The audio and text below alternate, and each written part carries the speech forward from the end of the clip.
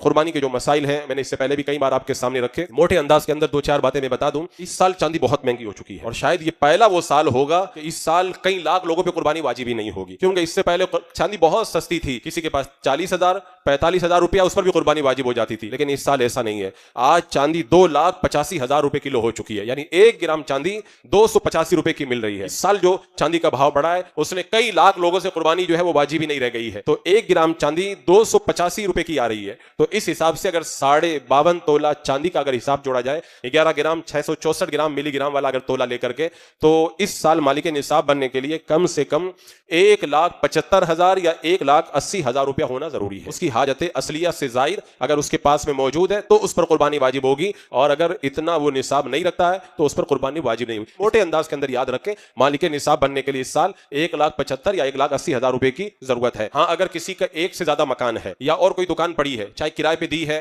چاہے کسی کو رہنے کے لیے دی ہے، اگر وہ حاجت سے زائد ہے تو دیکھا جائے گا 1,80,000 تک پہنچ جا رہی ہے تو قربانی واجب ہو جائے گی۔ ایسے کسی کا خالی پلاٹ پڑا ہوا ہے، خالی کھیت پڑا ہوا ہے، حاجت سے زائد وہ بھی ہے، تو پھر اس کے اندر بھی اگر اتنی قیمت کا ہو جائے گا تو اس پر بھی قربانی واجب ہو جائے گی۔ اور ایسا نہیں کہ پچھلے سال قربانی کی تھی اس سال نہیں کرنا ہے۔ بہت سے لوگ سمجھتے ہیں پچھلے سال تو میں نے کر دی تھی نا، پچھلے سال اگر مالک نصاب تھے پچھلے سال بھی واجب تھی، اس سال مالک نصاب ہے اور 100 سال تک اگر مالک نصاب رہیں گے تو ہر سال قربانی کرنا واجب ہوگا۔ اور یہ بھی یاد رکھیں، جو مالک نصاب ہوگا اس پر قربانی واجب ہوگی۔ جیسے مثال کے طور پر گھر کے اندر 4 بھائی رہتے ہیں اور ان کا کاروبار الگ الگ ہے، اور ایک بھائی مالک نصاب ہے، 3 نہیں ہے، تو ایک ہی بھائی پر واجب ہوگی۔ اور اگر چاروں بھائی ساتھ میں کاروبار کرتے ہیں اور ان سب کا پیسہ حاجت کے علاوہ اگر جوڑا جائے تو سب 1,80,000 تک کے مالک ہو جاتے ہیں، تو سب پر قربانی واجب ہو جائے گی۔ اور اگر گھر کے اندر باپ کے ساتھ میں رہتے ہیں، سارا پیسہ باپ کو دیتے ہیں، بیٹے مالک نہیں ہے، باپ صرف مالک ہے اور وہ مالک کے نصاب ہے، تو باپ پر واجب ہوگی، اولاد پر واجب نہیں ہوگی۔ اور اگر باپ کو بھی پیسہ دیتے ہیں، بچے اپنے پاس بھی پیسہ رکھتے ہیں، خود بھی مالک ہیں، تو دیکھا جائے گا وہ